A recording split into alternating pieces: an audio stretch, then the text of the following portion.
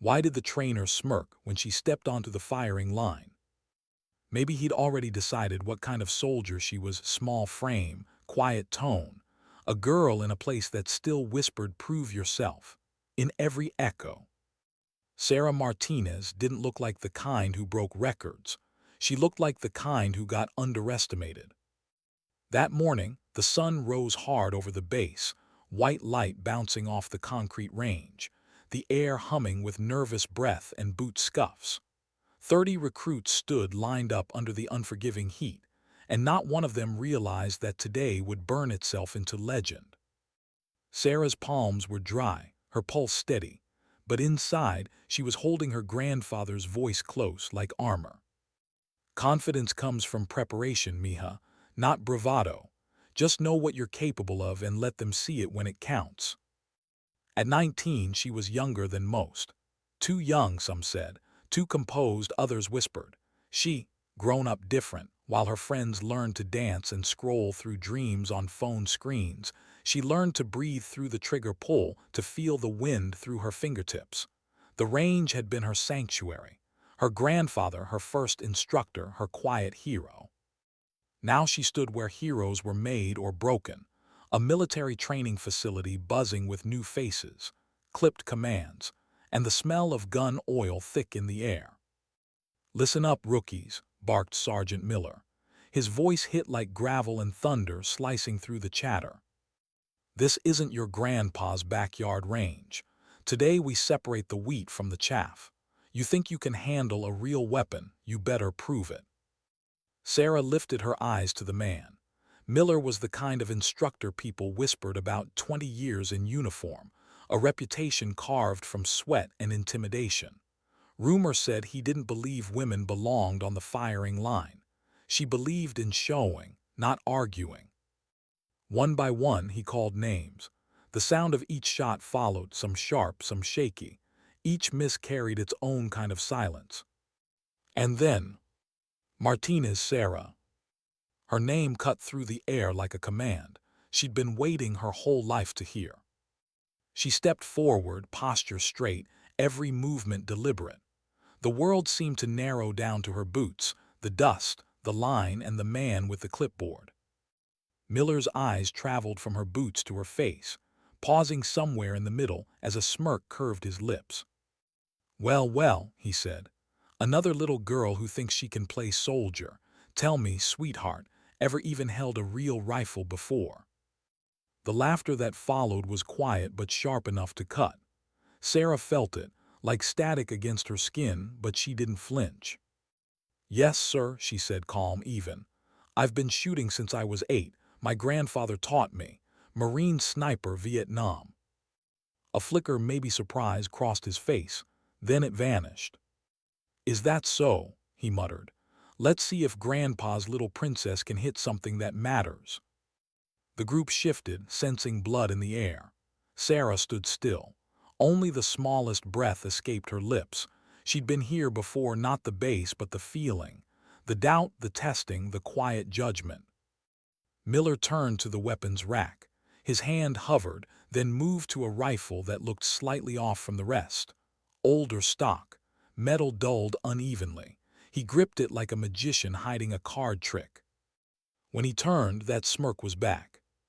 "Here, your weapon, Martinez," he said. "Standard issue M4, try not to drop it." She took it without hesitation, and immediately her instincts screamed. The balance was wrong. The weight pulled left. The sight alignment was a fraction off. To anyone else, it might have felt normal, but she had spent half her life learning what normal meant in a rifle, and this wasn't it. Her grandfather's words came back again. "Trust your hands. They'll tell you the truth before anyone else does." Sarah performed a standard safety check, quiet and methodical, her movements fluid but deliberate. The trigger tension felt heavier than it should. The sight post drifted just enough to demand adjustment, and yet she said nothing. Miller folded his arms, amused. "What's the holdup, recruit? Afraid it'll bite?" "No, sir," she replied, eyes steady on the target. "Just getting acquainted." The range fell silent. 100 yards of open space stretched before her, the target's white center gleaming faintly in the light. The heat shimmered across the distance. Someone behind her whispered, "Watch her miss the first shot." She heard it, she didn't care. She settled her stance, left foot forward, shoulder relaxed, cheek resting against the stock. Breathe in, breathe out, pause. Her finger found the trigger. The shot cracked through the air, louder, heavier than it should have been. The recoil punched harder, the sound off-key. Her suspicion confirmed. The rifle was faulty. But when the dust cleared, the mark was just outside the bullseye. A ripple moved through the recruits. Some murmured, some stared. Miller's smirk twitched, not gone, but unsettled. "Lucky shot," he muttered, loud enough for everyone to hear. "Try again, princess." Sarah adjusted the sight, not with tools, just instinct. The kind that came from years of listening to her grandfather's slow voice saying, "It's not the gun that finds the target, miha. It's you." She fired again.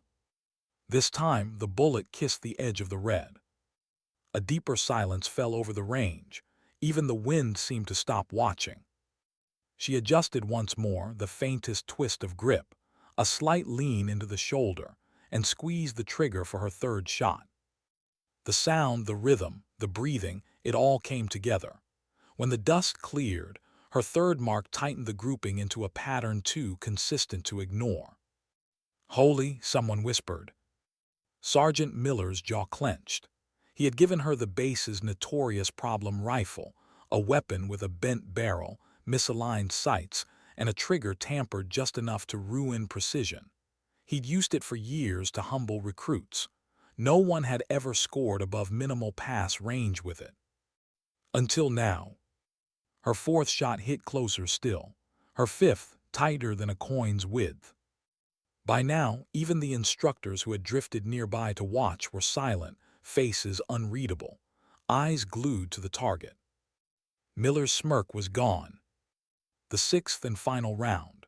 Sarah inhaled, feeling the barrel's subtle lean, the tug in her wrist that told her how to compensate. The entire range waited. Her finger pressed down. The shot echoed, the target shuddered. And then stillness. Through the scope, a single perfect hole sat nearly dead center, so clean it looked punched by a machine. Sarah exhaled, slowly. "Outstanding work, recruit," said a voice behind her. It was Lieutenant Collins, one of the observers, stepping forward, binoculars still in hand. "That's some of the finest shooting I've ever seen on this range." Miller didn't move. He stared at the target like it had betrayed him. Sarah turned, her face calm, her tone soft but unwavering. "Thank you for the challenging weapon, Sergeant," she said, handing him the rifle. "My grandfather always said limitations exist only in our minds, not in our equipment." For a heartbeat, the world went completely silent. Then applause, first from the back row, then spreading until even the most stoic instructors were clapping. Miller didn't join them. Not yet.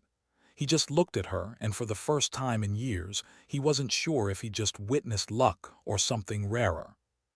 By noon, the story had spread across the base like wildfire. A recruit had shattered expectations, using the range's faulty rifle. Rumors grew faster than truth, that she'd shot blindfolded, that the rifle was broken in half, that she'd hit 6 bullseyes in 6 seconds. The truth was quieter and far more powerful. At lunch, Sarah sat alone for a moment, the noise of the mess hall fading to a dull hum. She replayed each shot in her mind, not with pride but with disbelief that the day had unfolded like this. When she finally looked up, a shadow fell over her table. Sergeant Miller. She stood instinctively, but he waved a hand. "Sit," he said. His tone wasn't harsh this time. It was tired, curious, almost human. She sat. He took the seat across from her, his tray untouched. "What do you want, Martinez?" he asked quietly, not meeting her eyes. She hesitated, then said, "To thank you, sir." He blinked. "For what?" "For the test," she replied. My grandfather always said anyone can shoot well when everything works. The real test is when it doesn't. For a long time, Miller said nothing.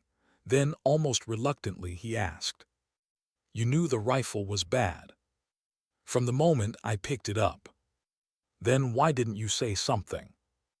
"Because the target was still the same distance away," she said simply, "and the mission was still the same." That landed like a quiet punch. For the first time in decades, Miller felt something shift inside him, a crack in the armor of cynicism that years of training had built. He'd seen hundreds of recruits. Most broke under pressure. Some adapted, but none had turned sabotage into mastery. He finally looked at her. "Your grandfather sounds like a wise man."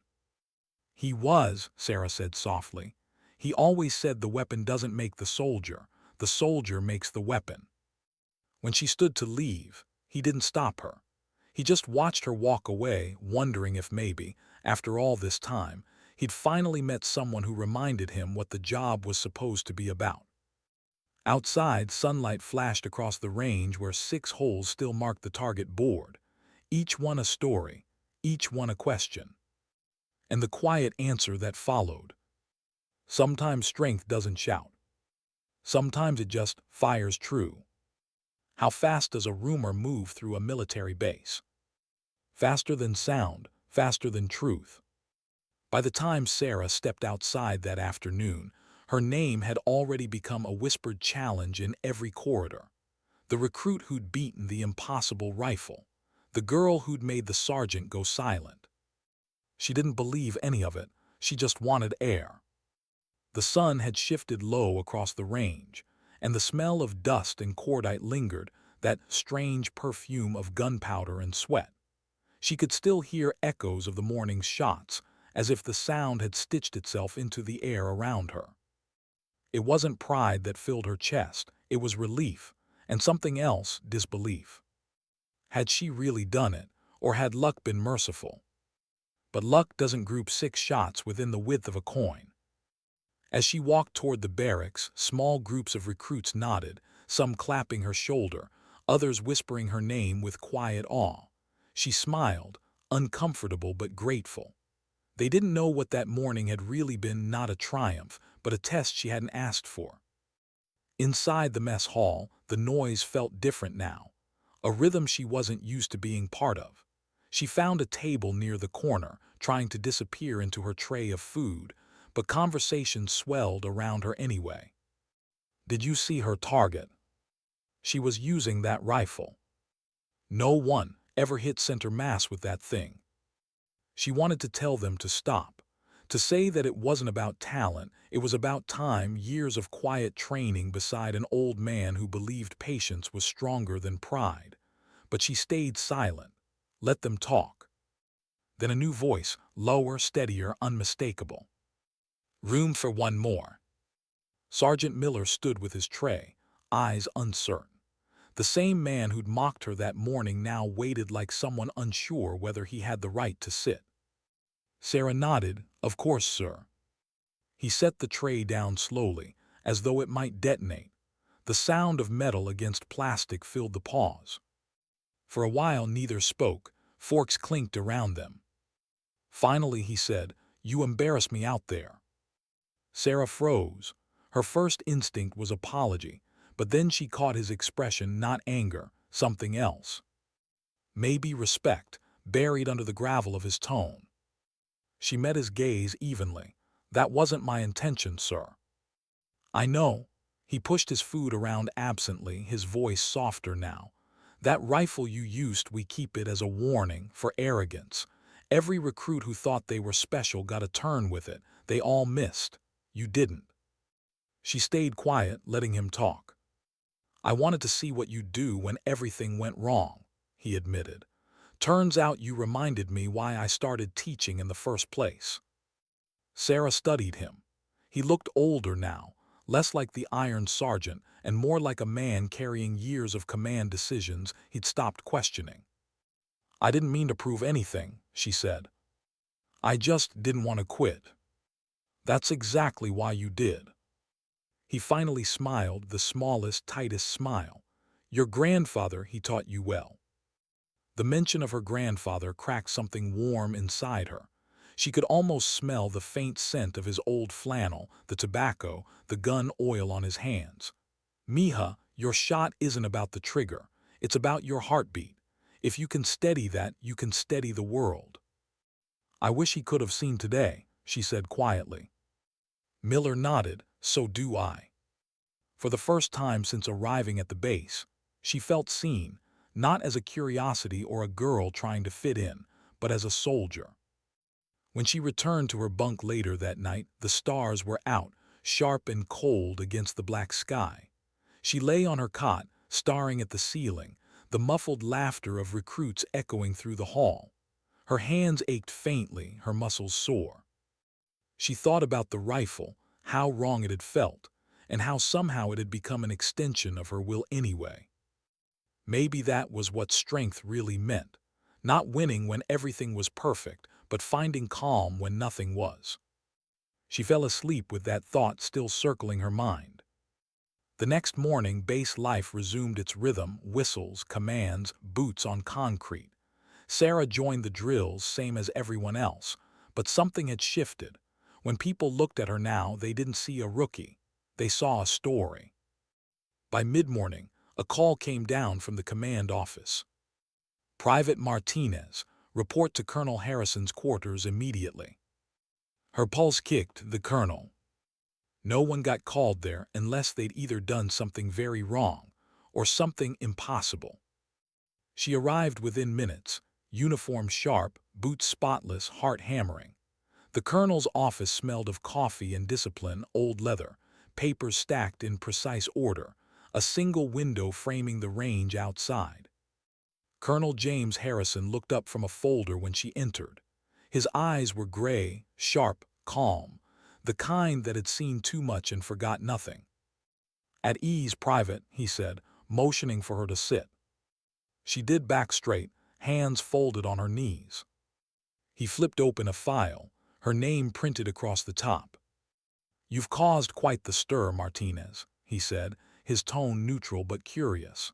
Lieutenant Collins filed a report this morning, says you achieved near-perfect accuracy using a defective rifle. Care to explain? Sarah hesitated.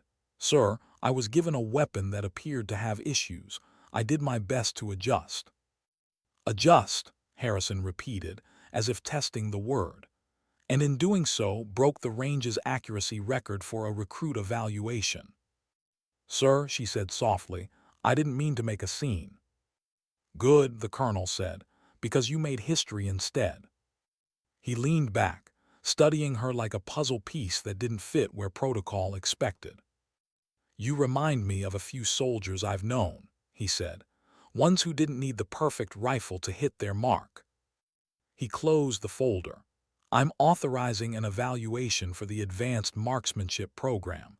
You'll begin assessment next week. The words hung in the air.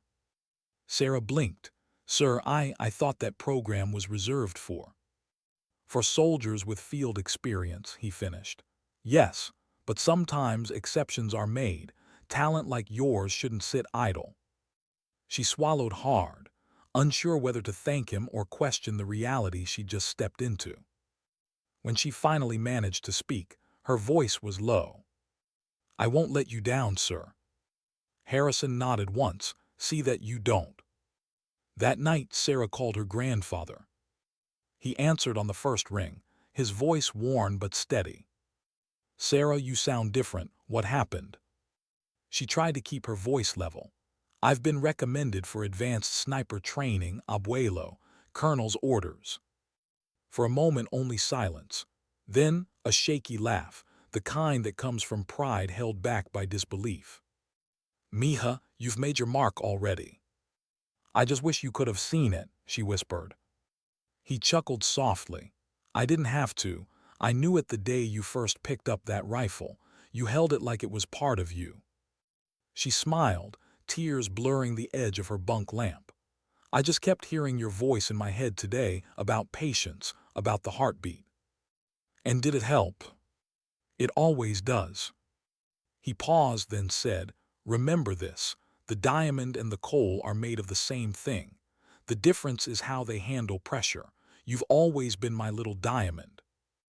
Her throat tightened. "Thank you, abuelo." "You don't have to thank me," he said softly.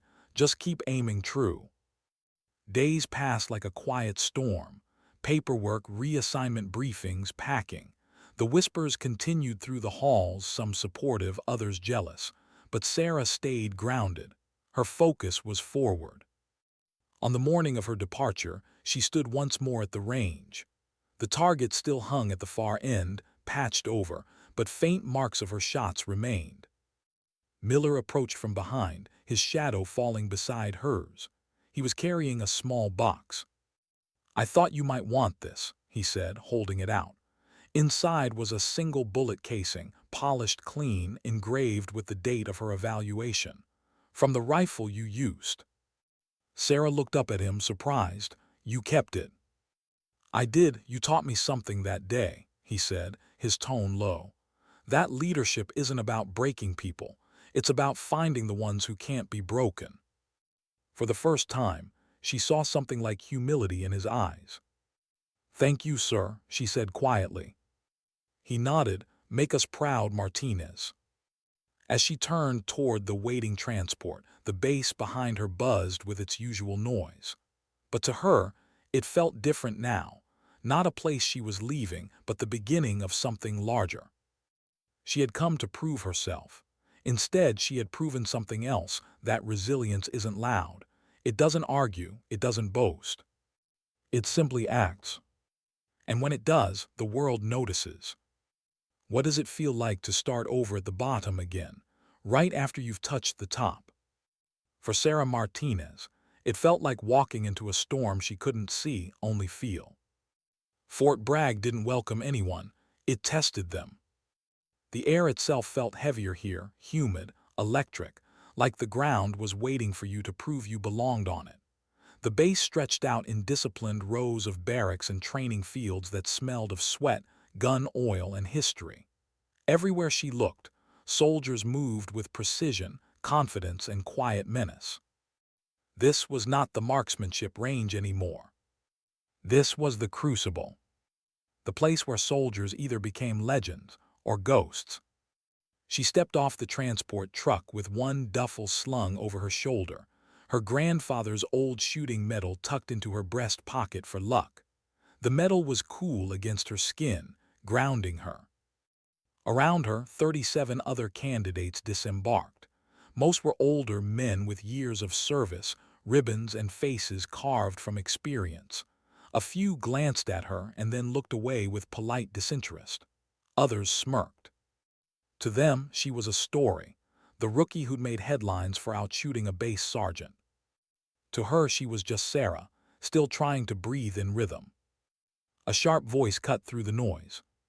"Form up."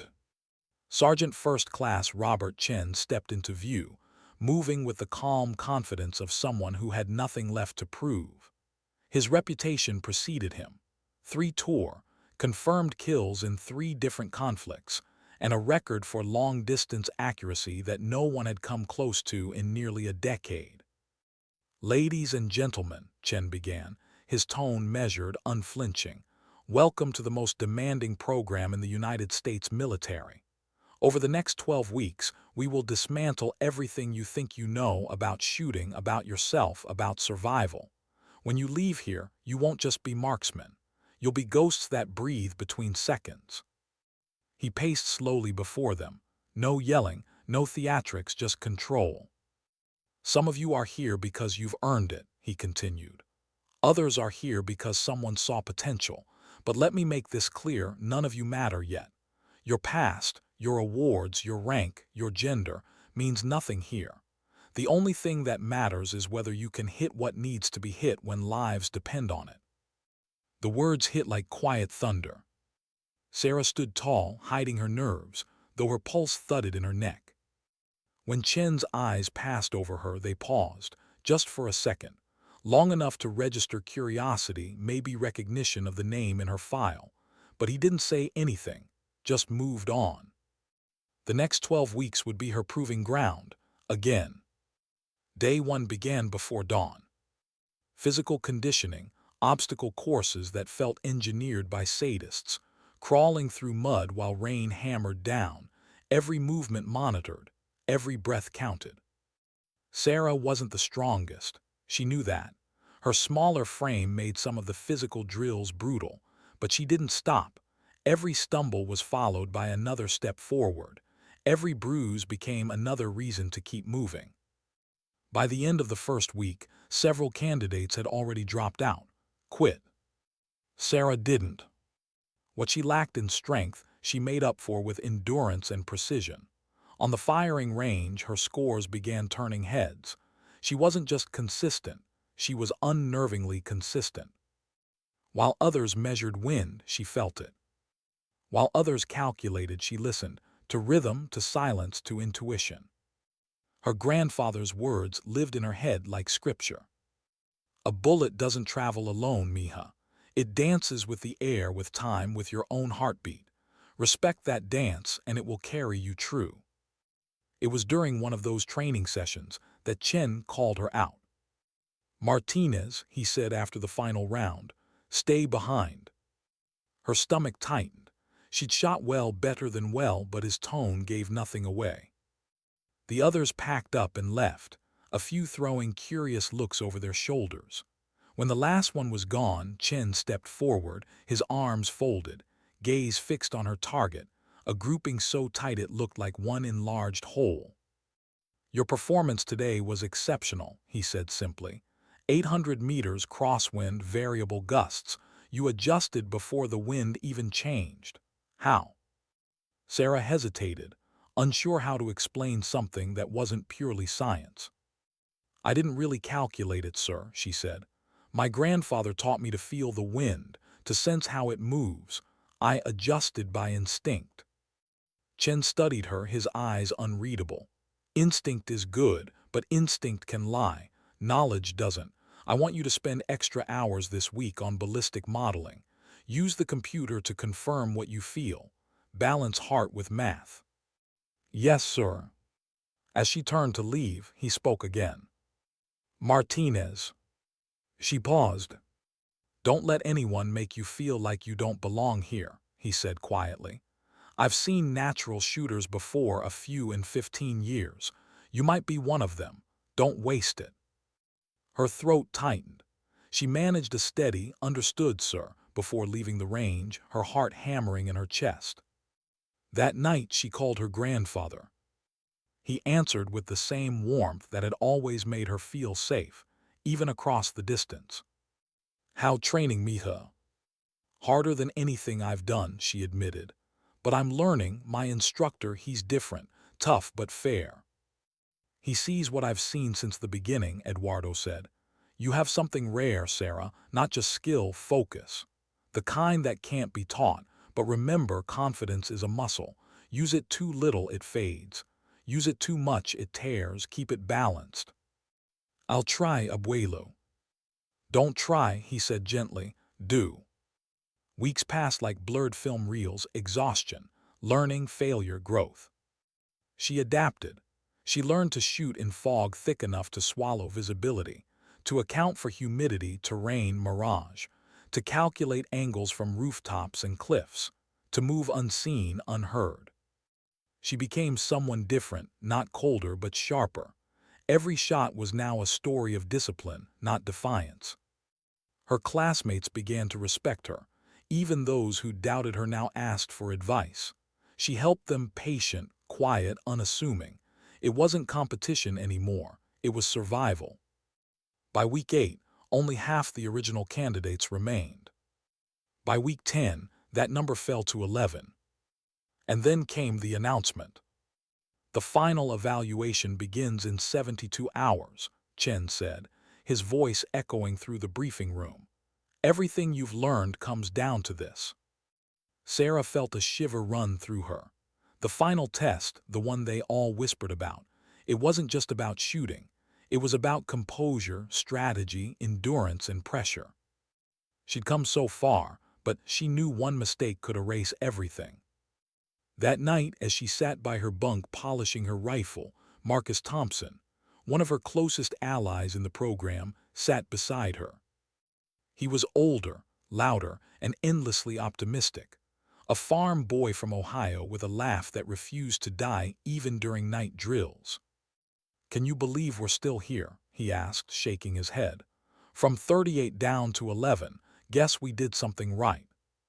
"Or we just haven't collapsed yet," Sarah said with a faint smile. He chuckled. "Fair. Still, you realize half the base is betting you're going to break a record next week." She froze mid-clean, looking up. "What record?" "The distance test. Longest confirmed shot on training grounds. They say nobody's hit it clean in years. You've got that look, the one that says you'll try anyway." Sarah smirked. "I don't chase records, Marcus, I chase precision." He nodded, "And that's exactly why you'll get it." The night before the evaluation, the barracks were silent. The air outside was cold, the sky clouded. Sarah sat by her window, her rifle cleaned, her gear ready. She thought of her grandfather again, his hands guiding hers, the patient repetition of lessons. He had always said, "There will come a moment, Miha, when your body knows what to do and your mind will tell you not to trust it. That's the fight. That's where you find out who you are." Tomorrow would be that moment. She could feel it. Not in her head, in her bones. Dawn came with mist creeping low across the field. 11 candidates stood in line, silent, tense, breathing shallow. Chen faced them with his usual calm intensity. "Your final evaluation begins now," he said. "Over the next 72 hours you will face real-world conditions, physical, psychological, and technical. Some of you will work alone. Some will work in pairs. All of you will be pushed past your limit." Sarah adjusted the strap of her gear. Her hands were steady, her heart was not. The first test, stalking and concealment. Each candidate had to approach a hidden observer within 200 meters, unseen, unheard. Sarah's small frame and patience worked in her favor. She moved like shadow, slow, deliberate, every movement masked by wind and sound. When she reached the mark, the observer never saw her coming. She was already there, lying still, barely breathing. The second test, rapid deployment. Targets, coordinates, shifting wind, limited time. The kind of chaos that mirrored combat. Her calculations blurred into instinct again. Feel, adjust, fire. Every shot hit true.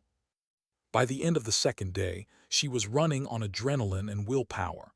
11 had become 9. And tomorrow, the final test awaited.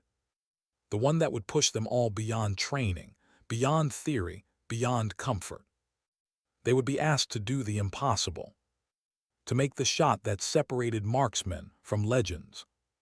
Sarah lay awake that night staring at the ceiling, her heart steady, her mind clear. She could almost hear her grandfather's voice again, calm, patient, proud. "You don't aim with your hands, Miha. You aim with your soul." She closed her eyes, and the world fell silent. Tomorrow it would all begin. How far can one bullet travel? 1,000 meters, more. Or maybe it travels further through doubt, through time, through the weight of every lesson that made you who you are. The final day began in silence. Even the wind seemed to hold its breath. Sarah woke before dawn, her body aching but her mind sharp. She sat on her bunk, lacing her boots with slow precision. Each knot was a ritual, each motion grounding her to reality. Outside, the sky was gray, the kind of gray that hides both promise and storm. This was it. The final test. 3 days of exhaustion, calculation, and endurance had led to this single morning. When she stepped out, mist rolled across the training field like low smoke. 11 candidates had become 9. None spoke. They all knew what today meant.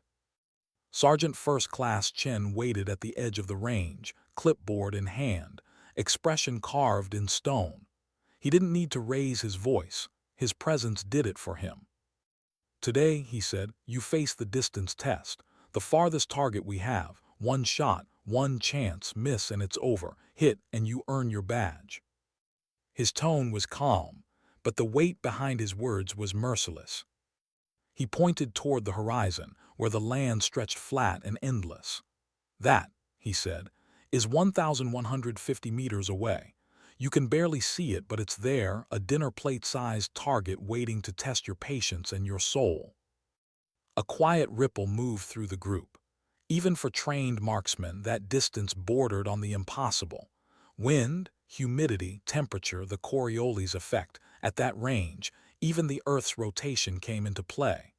1 degree off, one heartbeat too soon or too late, and the shot would drift wide by meters. Chen continued, his voice low but clear. 8 years ago, Master Sergeant Williams hit that target on his first round.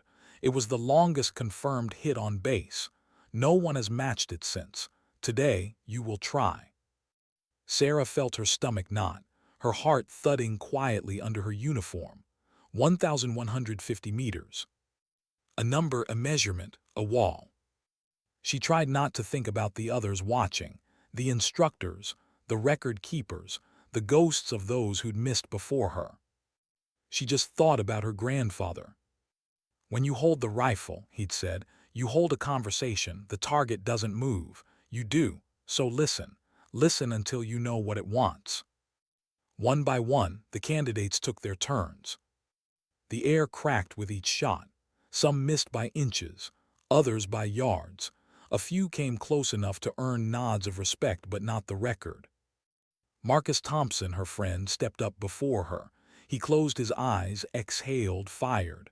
The bullet struck 2 inches off-center, so close. He looked back at her with a grin that masked disappointment. "Your turn, Martinez," he said. "Show them what quiet can do." She nodded once and walked forward. The world seemed to narrow to a tunnel, the gravel beneath her boots, the long table of observers, the stretch of field that looked more like eternity than distance. "Martinez, Sarah," Chen called, checking his clipboard. "You're up." She stepped to the firing line. Her pulse steadied. Her fingers brushed the cool steel of the rifle, this one flawless, balanced, perfectly tuned, a weapon worthy of the test. She lay prone, settled into position. The scope caught the faint glint of the distant target, so small, it seemed absurd. Chen's voice came from behind her. "Take your time, no rush." She inhaled deeply, then again. The air smelled of earth and tension. Through the scope, she studied the mirage dancing above the ground, a shimmer that told her how the air was moving. Wind, 8 to 12 miles per hour, gusting southeast. Elevation drop, 1 meter per thousand. Temperature, 21 degrees Celsius. Humidity, 75%. She ran the numbers in her head, then let them go. "Feel it," her grandfather whispered in memory. "The wind is a living thing. Learn how it breathes."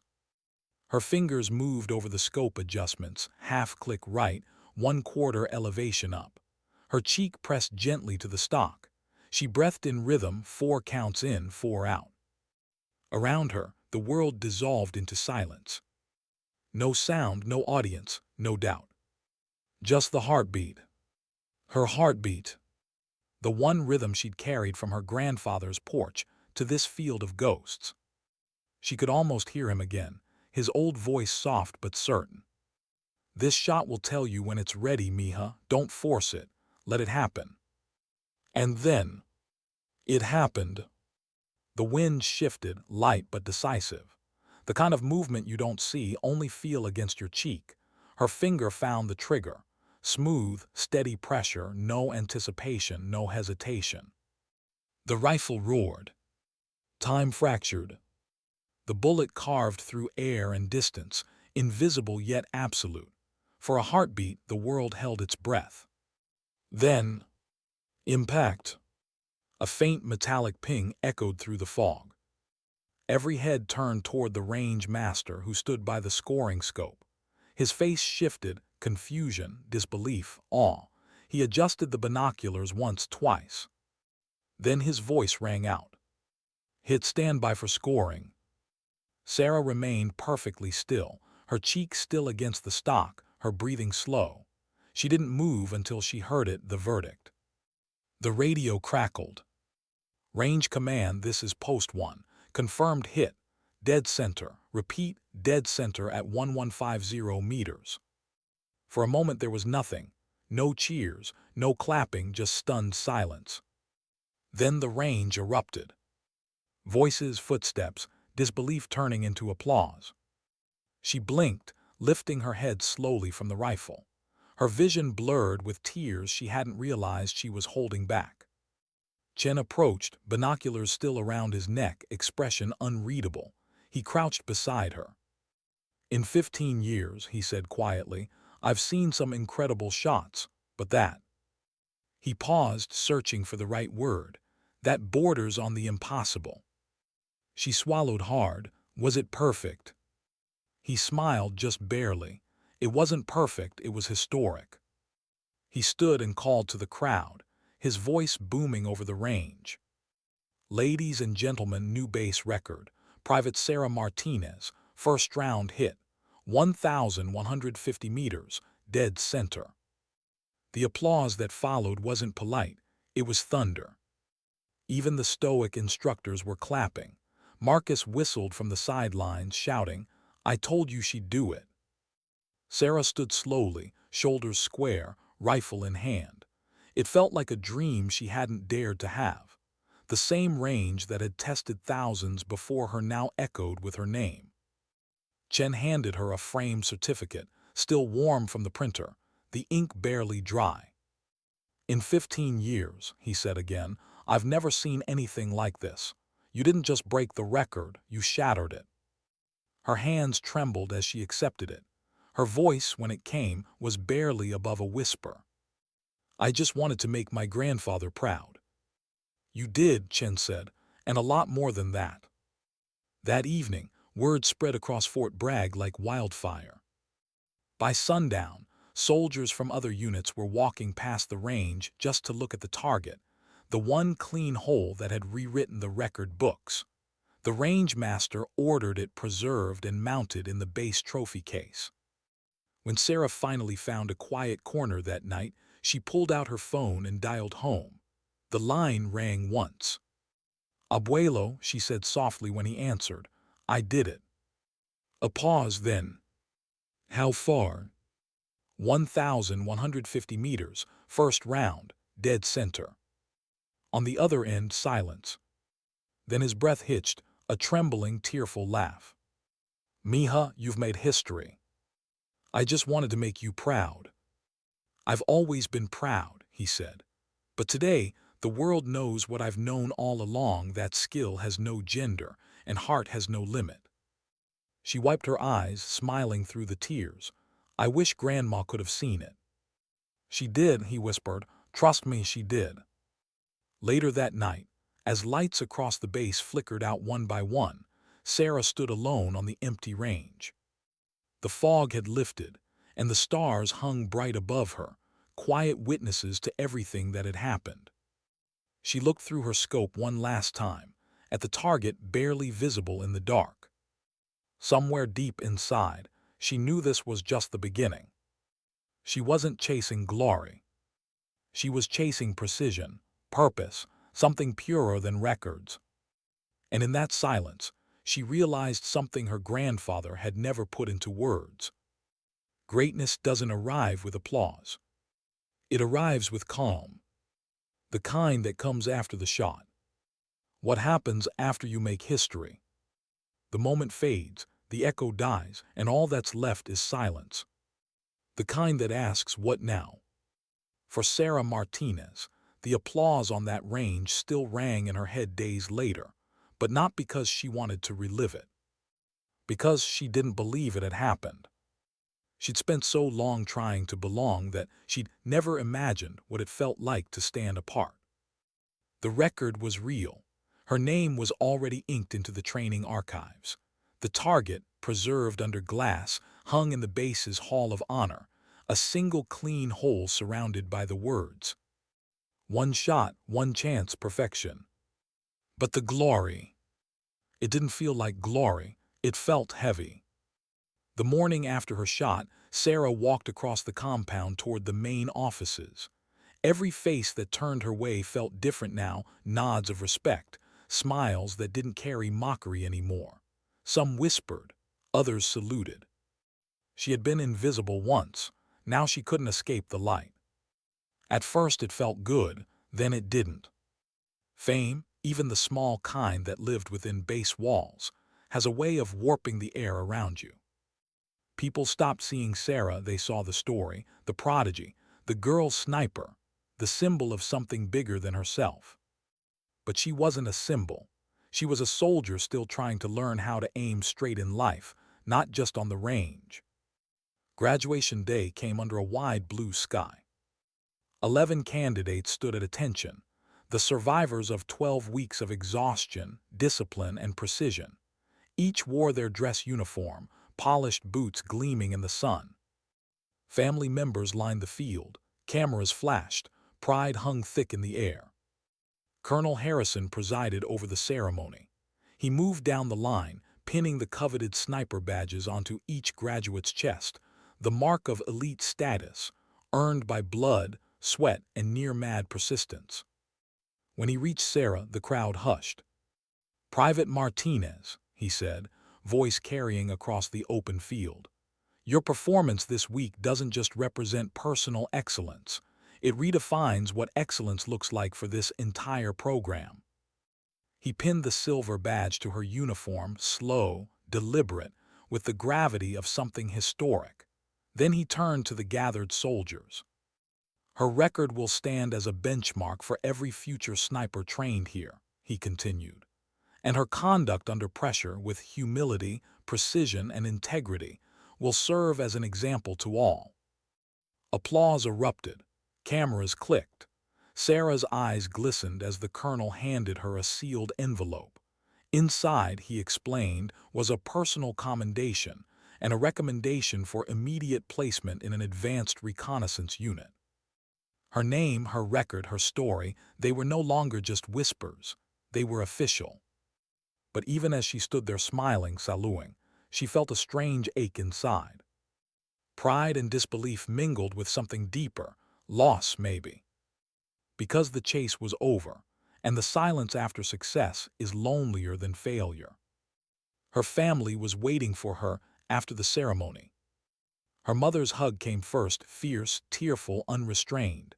Then her grandfather. Eduardo Martinez looked older than she remembered, but his eyes held the same steady light. He embraced her tightly, one hand resting on her shoulder. His voice shook when he spoke. "You did it, miha," he whispered. "You did it." "I just followed everything you taught me," she said softly. "Every breath, every lesson." He chuckled, wiping a tear. "You went further than I ever did. I never touched 1,200 meters. You made that range your home." "I made it ours," she said, "yours and mine." He smiled then, the proud, quiet kind of smile that lives in fathers and grandfathers who have watched someone carry their legacy further than they ever dreamed possible. Then his hand tightened around hers. "Now the real work begins." The reunion that night was filled with laughter, photos, and congratulations. But Sarah's mind drifted often not away from pride, but toward purpose. What came next? What would she do with what she'd achieved? She sat by the window of her quarters long after everyone had gone, the letter of commendation open on her lap. Her new assignment was clear: an advanced recon unit, a forward-deployed team operating deep behind enemy lines. It wasn't just about shooting anymore. It was about observation, coordination, trust. She wasn't being rewarded. She was being tested again.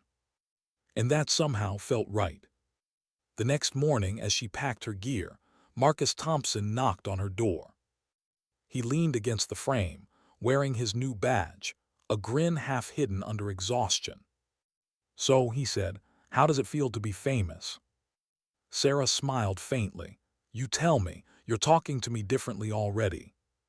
"Hey, I always respected you," he said. "Just now I know why." He stepped inside, tossing her a folded letter. "Sergeant Chen asked me to give you this." She opened it, The handwriting was clean, deliberate. Private Martinez. I've seen hundreds of soldiers pass through this program. Only a handful carry more than skill, they carry character. You've proven that strength isn't about dominance. It's about consistency, grace under pressure, and humility under success. Carry that with you. Wherever you go, remember, a true sniper's value isn't measured in the distance of her shot, but in the steadiness of her heart. SFC Robert Chen. Sarah folded the letter carefully, her throat tightening. "Keep it," Marcus said. "He doesn't write many of those." "I'll frame it," she replied softly. He smiled. "Well, just don't forget us little people when you're out there breaking world records." She laughed. "You mean when I'm trying not to get shot?" "That too." 2 days later, she stood once more on the range, not to shoot, but to say goodbye. The air was still, the morning bright. The preserved target glinted faintly behind its glass case, the small plaque beneath it shining in the light. As she stared at it, she thought of all the times she doubted herself, the laughter, the tests, the bent rifle, the long nights of self-questioning. Every scar of humiliation had built her aim steadier than any textbook ever could. She remembered Sergeant Miller's face, the disbelief, the apology in his eyes. She wondered what he would think now. As if fate had heard the thought, she got her answer sooner than she expected. That evening, while preparing for deployment, she received a letter handwritten old-fashioned. The return address made her pause. SGT, Michael Miller. Dear Private Martinez, I don't expect you to reply, but I wanted you to know something. What happened that day on the range changed me. I spent 20 years thinking toughness meant breaking people down until they either gave up or impressed me. I realize now how wrong I was. You took the worst weapon I had and made it sing. You turned my sabotage into proof that real strength doesn't need perfect conditions. Since then, I've changed how I train recruits. No more tricks, no more mind games. I tell your story to every new soldier who steps on my range. I tell them that sometimes the person you doubt most will be the one who teaches you humility. I'm sorry for underestimating you, and I'm proud to have been the one who tested you. Respectfully, SGT, Michael Miller. Sarah sat on her bunk for a long time after reading it. She didn't cry, but something deep in her chest ached and softened all at once. She folded the letter carefully and placed it alongside her record certificate and her grandfather's old shooting medal. Her 3 talismans. The past, the lesson, and the legacy, bound together by the sound of one perfect shot. The next week, she boarded a transport bound for her first assignment. The engines thundered to life as the sun rose behind the horizon, washing the tarmac in gold. Her hands rested on her rifle, her own now, custom-balanced, well-maintained. No sabotage, no tests. But in her mind, she still carried the weight of that first faulty weapon, the one that taught her everything. As the plane lifted off, she looked out the window, the base shrinking below her, the same place that had once doubted her, now sending her forward as one of its best. And somewhere in her heart, she could still hear her grandfather's voice, proud, steady, patient. A true marksman doesn't wait for perfect conditions, she makes them. That night, high above the clouds, as the lights of the world drifted beneath her, Sarah whispered to herself, not a prayer, not a promise, but a quiet truth she'd earned. It wasn't the rifle, it never was. Because sometimes, the world tests you with failure dressed as opportunity. Sometimes, people hand you something broken, waiting to see if you break too. But if you hold your breath, steady your hands, and aim anyway, you might just hit the mark that changes everything. What happens when the target shoots back? Training ends, the world changes. For Sarah Martinez, the flight to deployment felt longer than time itself, an endless hum of engines and nerves, a quiet storm building inside her. She'd spent years preparing for this moment, and yet, as the aircraft cut through the clouds, She realized preparation only teaches you what to do, not how it feels. Her assignment was simple on paper: forward reconnaissance with Recon Unit Delta 7, operating deep in hostile territory. Observation, overwatch, and support, the silent backbone of field operations. But in war, paper lies. Reality doesn't fit in the neat columns of orders and coordinates. They landed just before dawn. The air was thick with sand and diesel, the horizon painted in pale orange. The forward base was a maze of tents and metal containers surrounded by the restless hum of machinery. Somewhere beyond the hills, artillery rumbled like distant thunder. "Welcome to the edge," said Staff Sergeant Colton Reeves, tall, sunburned, a veteran with scars that had their own stories. He'd been assigned as her team lead. "You're the sniper." "Yes, sir," she answered, adjusting her pack. He eyed her quietly, scanning her gear, her stance, her eyes. "You don't look it." She smiled faintly. "That's usually the point." Reeves grinned, nodding once. "Fair enough, Martinez. You'll fit right in." The team, Delta 7, was small but tight-knit. Reeves, the leader, steady as granite. Ramirez, the medic, who hid kindness behind sarcasm. Novik, the comms specialist, who never stopped talking unless a radio was in his hands. And now Sarah, their newest ghost in the field.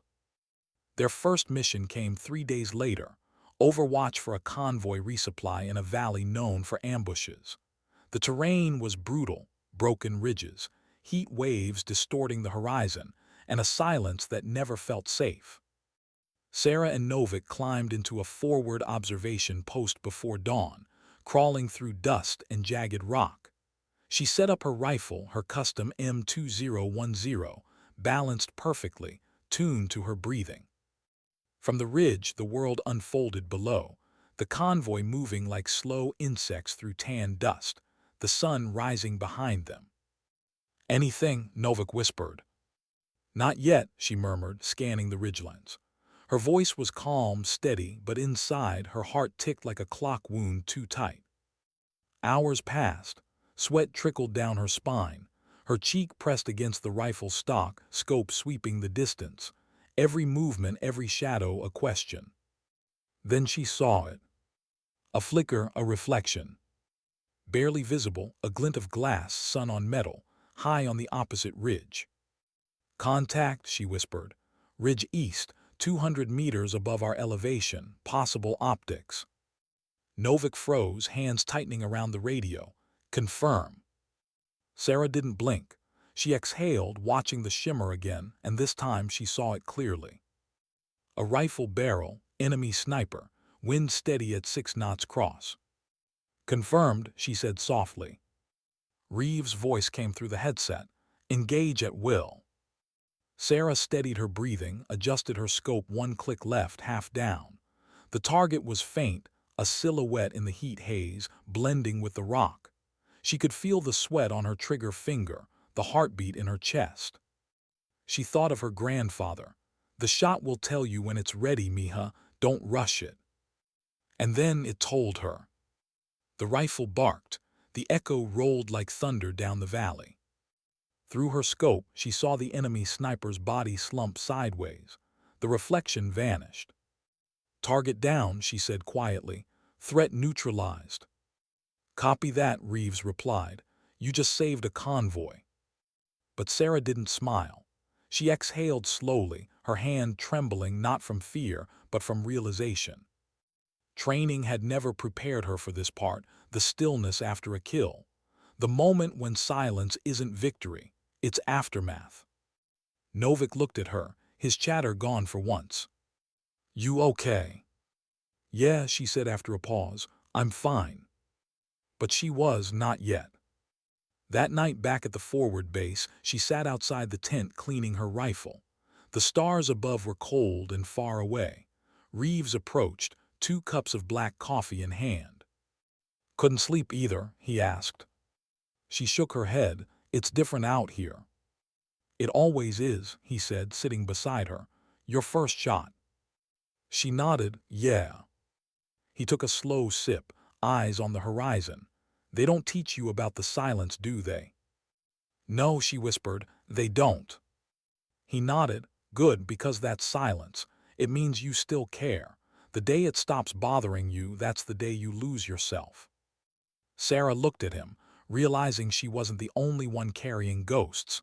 How do you live with it? You don't, Reeves said quietly. You just learn to make peace with the reason you pulled the trigger. They sat in silence for a long time, two soldiers watching the dark, each lost in their own version of it. Weeks passed. Sarah adapted not easily but honestly. She learned the rhythm of field life, heat by day, cold by night, fear always hiding under routine. She became their eyes, their quiet guardian. Her aim never faltered, but her thoughts grew heavier with every engagement. She was saving lives, she knew that, but each trigger pull carried a whisper of doubt. Was there another way? Was that man someone's Sarah somewhere else? And yet, when her unit needed her, she never hesitated. Because hesitation gets people killed. One evening, Delta 7 was tasked with overwatch for a humanitarian aid drop near a contested village. It was supposed to be routine. It was. The drop zone was compromised. Insurgents had set up ambush positions. When the first helicopter descended, gunfire erupted from the tree line. Contact North Sector, Reeves shouted over comms. Sarah was already prone, scanning through her scope. I've got movement, 3 hostiles, 400 meters, closing on the village perimeter. Take them, Reeves ordered. Her breath steadied, her hands firm. She fired once, one hostile dropped, then another. The third ducked behind cover. Then, through her scope, she saw something she hadn't expected. A boy, barely 12, standing behind a crumbling wall, holding a rusted rifle too big for his body. His hands trembled, but his eyes burned with fear and defiance. He wasn't aiming well, but he was aiming. Sarah froze. Target, Reeves called. What's the holdup, Martinez? She couldn't speak. Her finger hovered on the trigger, her heart breaking the rhythm she'd spent years perfecting. Through her scope, she could see the boy's lips moving. He was shouting something, not in English, not in anger, just terrified. And then a shot cracked past her head. The boy had fired. Martinez, take the shot.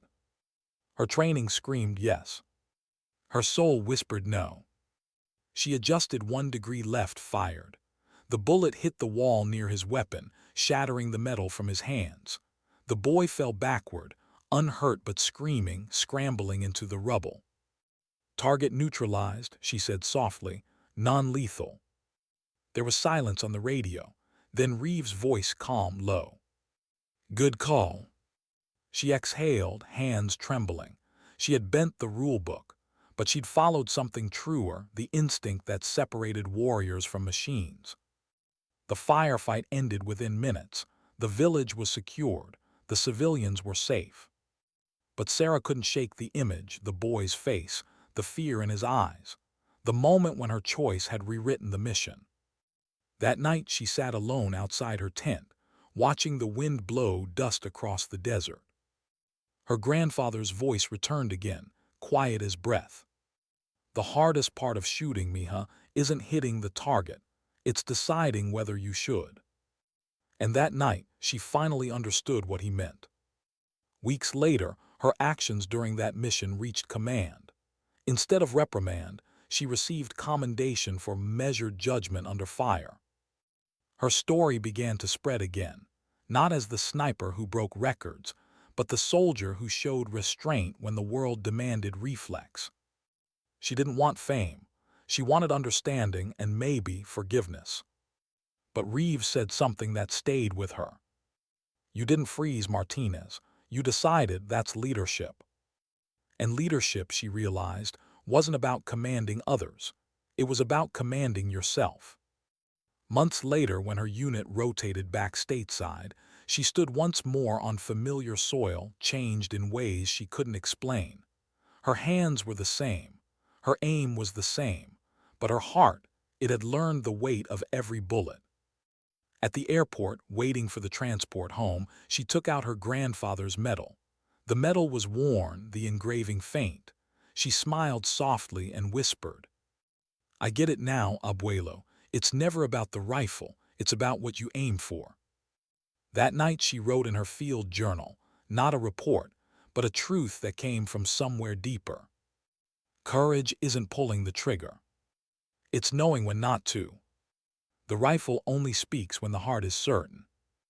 And with that she closed the notebook, packed her gear and walked toward whatever waited next, a soldier, a sniper, and something more. A woman who had learned that strength is not in precision alone, but in compassion under pressure. What do you do when the war ends, but doesn't leave you? The flight home was quiet. Too quiet. Sarah sat by the window, watching the clouds drift below. Everyone else on the transport slept, heads tilted, bodies slack with exhaustion, but her eyes stayed open. Sleep had become a stranger she couldn't trust anymore. Every time she closed her eyes, the sound came back, the crack of gunfire, the boys' trembling hands, the way sand turned red when the sun hit it wrong. She didn't flinch from the memories, but she couldn't silence them either. They were part of her now, ghosts that didn't haunt, just stayed. When the plane touched down, the cheer went up, laughter, applause, relief, home soil. Sarah smiled with them, but it felt thin, like a photograph of happiness instead of the real thing. Weeks later, she stood in her grandfather's backyard, barefoot in the grass. The air was cool, damp with early morning dew. She held her rifle again, not to shoot but to breathe, to feel its weight not as a weapon but as a reminder. Eduardo Martinez watched from the porch, a cup of coffee in his hand. "You've been quiet," he said finally. "I've been listening," she replied softly, "like you taught me." He nodded. "And what do you hear?" She looked out at the horizon, where sunlight crept over the trees. "That I'm not the same person who left." "No soldier ever is," he said. Sarah turned toward him, eyes full of questions she couldn't quite ask. "How did you do it, abuelo? How did you come back after seeing everything?" He smiled sadly. "You don't come back. You build something new in the ruins of who you were." She nodded slowly, eyes misting. "I saw a boy out there once, barely old enough to hold a gun. I could have taken the shot. I didn't, and I've been replaying that choice ever since." "Because you care," he said simply. "That's what makes you different from those who forget the weight of their trigger." He set his cup down, walked over and rested his hand on her shoulder. "You were never fighting a war against people, miha. You were fighting one inside yourself, between what you were trained to do and what you were meant to be." She thought about that for days. And when the call came from base, a request, not an order, she understood why it had arrived when it did. Sergeant Chen wanted her back, not for combat, for teaching. At first she refused. "I'm not ready," she told him over the phone. But Chen's reply was calm, familiar, patient. "You don't have to be. They need someone who's seen the cost and still chooses discipline, someone who knows when not to pull the trigger." So she said yes. When she returned to Fort Bragg, it was both strange and sacred, like stepping into a photograph that hadn't changed while she had. The same range, the same echo of rifles cracking in the distance. Only now the echoes didn't test her, they answered her. Her name still hung on the Hall of Honor wall, Martinez, Sarah. Record, 1150 M dead center. She looked at it, half smiling, half humbled. That girl in the photo, uniform crisp, eyes full of untested fire, felt like someone she used to know. "Hard to believe that's you," came a voice behind her. She turned. Marcus Thompson. Same grin, same warm eyes, now with sergeant stripes and a few more years on his face. "Hard to believe you're still annoying," she shot back. He laughed. "I missed you too, Martinez." They walked the length of the hallway together, passing portraits of past legends. "Heard you're joining the instructor cadre," he said. "Guess we're colleagues now." "I guess so," she said, quietly proud. They want me to train advanced marksmanship, teach restraint, judgment. Restraint, Marcus raised a brow. That's new. She smiled faintly. Maybe that's what the next generation needs most, someone who can tell them the truth. He nodded. Then tell them mine, that you can be the best shot on base and still be terrified the first time the rifle kicks back in combat. Sarah looked at him, expression soft. You still dream about it. Every night, he said simply. But I wake up, remember we made it home, and that's enough. Teaching wasn't easy. It was quieter, yes, but in that quiet lived a different kind of tension.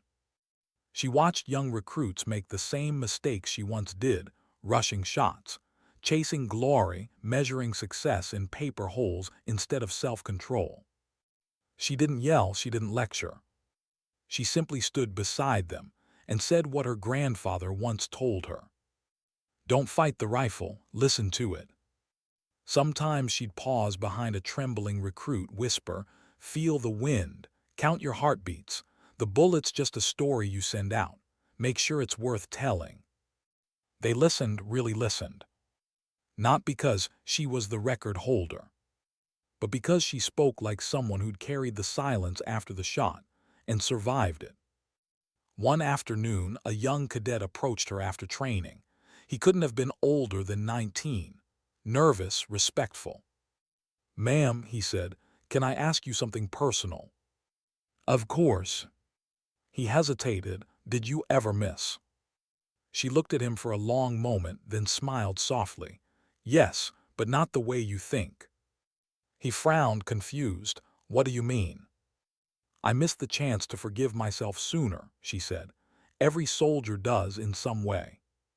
The boy nodded, eyes wide with understanding he didn't expect to find.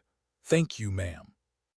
When he walked away, Sarah stood in the fading light of the range, watching the sun turn the glass case golden, her record, preserved like a memory of who she'd been. And for the first time, she didn't feel chained to it. She felt free. Weeks later, she received a letter, official stationery, stamped and sealed. Inside was a brief message. Private First Class Daniel Ward, top of his class. Shot group tight, decision-making exceptional. When asked where he learned to trust his instincts, he said, "From the woman who taught me how to breathe between heartbeats." Well done, Instructor Martinez, SFC Chen. She read it twice, then a third time, and something inside her eased the quiet satisfaction that doesn't shout, doesn't seek applause, it just exists. That night, as the sun dipped low and the range fell into shadows, she stayed behind after the others had gone. She lined up her rifle one last time, not to break records, not to prove anything, just to listen. The breeze carried faint echoes, laughter, voices, distant memory. She breathed in deeply, whispered to the wind, "I'm still here." And she fired. The sound rolled across the field, fading into dusk. No audience, no applause, no expectations. Just peace. Later she walked back to the barracks, pausing once to look at the night sky. It was clear, calm, infinite. War had taken something from her, but it had also given her something few ever find: clarity. Not about enemies or allies, but about herself. Her voice, barely above a whisper, carried across the still air. It wasn't the distance that made the shot legendary. It was the courage to take it and to live with what followed. When she reached her quarters, she found a small package waiting on her bunk. No return address. Inside, a photograph. The same village from her deployment. Rebuilt. Children playing near the same wall where the boy once stood. No note, no message, just the image. Sarah stared at it, her throat tightening. The silence in the photo said everything words couldn't. She placed it beside her grandfather's medal, her commendation letter, and her old field journal. Then she whispered, smiling softly, "Maybe this is what forgiveness looks like." That night before turning in, she wrote one last entry in her journal, not for command, not for anyone else, but for herself. They told me to measure my worth by the targets I hit.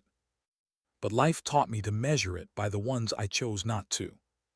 Precision means nothing without compassion. And sometimes, restraint is the bravest shot you'll ever take. She closed the book, placed it on the nightstand, and finally slept. What remains after the story ends? Not the records, not the medals. Just the echo of choices that made you who you are. Years passed. Fort Bragg changed, new recruits, new technology, new wars whispered about on screens. But some things stayed the same. The wind over the range, the smell of oil and sand, the rhythm of breath between shots. And Sarah Martinez, once a recruit no one believed in, had become a legend whispered in those same winds. Not because she chased fame, because she never did. She stayed at the training grounds long after others moved on, teaching, mentoring, shaping soldiers who came to her with the same fear she once carried, that quiet question, "Am I enough?" She'd answer every time, not with words but with patience. She'd kneel beside them, adjust a grip, correct a posture, and whisper, "You already are, you just don't believe it yet." And when they finally hit their first perfect shot, she'd nod, proud but calm, and say what her grandfather had once told her. "Now do it again, but this time do it because you understand it, not because you want to prove it." Her classroom became more than a range. It became a sanctuary of silence, a place where soldiers learned not just how to shoot, but how to feel.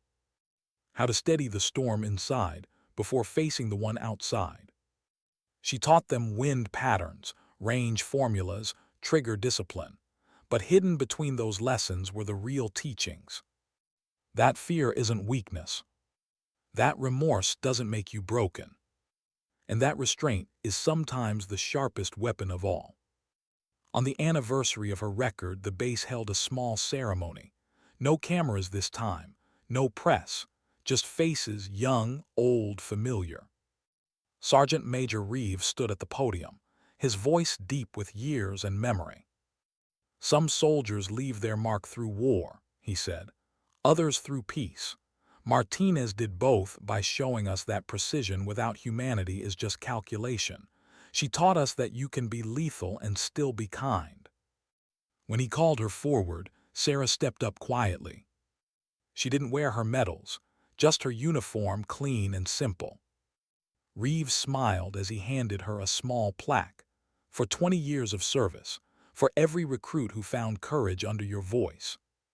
The applause that followed wasn't loud. It didn't need to be. It was warm, sincere, real. As she looked at the crowd, she saw not soldiers but students. Faces she'd trained, now training others. Ripples of her lessons moving outward into time. It hit her then, the truth her grandfather had carried all along.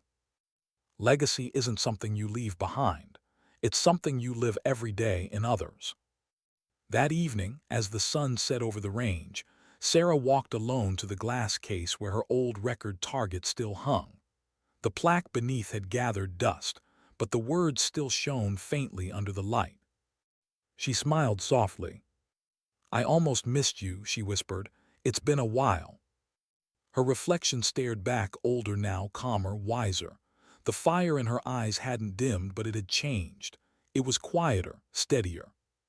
She placed a hand on the glass. "You taught me more than I ever taught you," she murmured. The next day she packed her office, not out of duty but choice. Retirement papers signed. One chapter closing, another waiting somewhere beyond the fence line. As she turned to leave, she found one last envelope on her desk. No name, just 2 words written in familiar handwriting. "For Sarah." Inside was a letter. "You once told me the rifle wasn't what made you strong, it was the patience behind it. You were right. I've spent my years teaching recruits what you taught me, to breathe before acting, to feel before deciding. Because of you, the range isn't about perfection anymore. It's about purpose. Wherever you go next, remember this. You didn't just hit a target. You changed the aim of everyone who came after." Marcus. She sat for a long while, the paper trembling slightly in her hands, not from sadness, from gratitude. Then she smiled. A quiet, complete smile. Later that night, she drove out past the base, miles of highway dissolving into wilderness. She stopped at a lonely field where the stars stretched unbroken across the sky. She set up her old rifle, the same one she'd trained with, the one she'd carried overseas, now worn smooth with time. She loaded a single round, lay prone in the grass and looked through the scope. There was no target this time. Just horizon, just wind. She closed her eyes, listening, really listening, as the earth whispered beneath her. Her grandfather's voice came again, soft and familiar. "You've done well, miha. You made the world hear your silence." Tears welled, not from sorrow but from peace.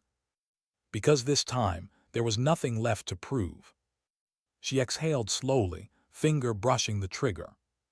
And though she didn't fire, the world seemed to pause anyway, as if waiting for her heartbeat to give the final signal.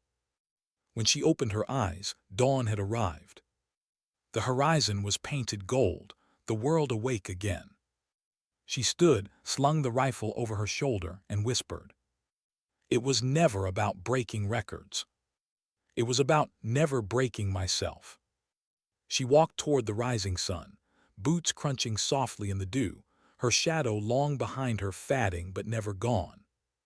Somewhere far behind her, the wind picked up across the empty field, echoing faintly like a distant shot, not of violence but of closure. Years later, recruits still tell her story. They don't remember the distance, the number, the weapon. They remember her, the woman who shattered records with a faulty rifle and taught them what it truly meant to aim straight. Not at the target, but at themselves. And if you stand on that same range at sunset, sometimes, if the wind is right, you can almost hear it. One shot, one chance, and the silence that follows, that's where the story lives. Moral. Sometimes dignity doesn't speak. It simply acts steady, precise, and unshakable.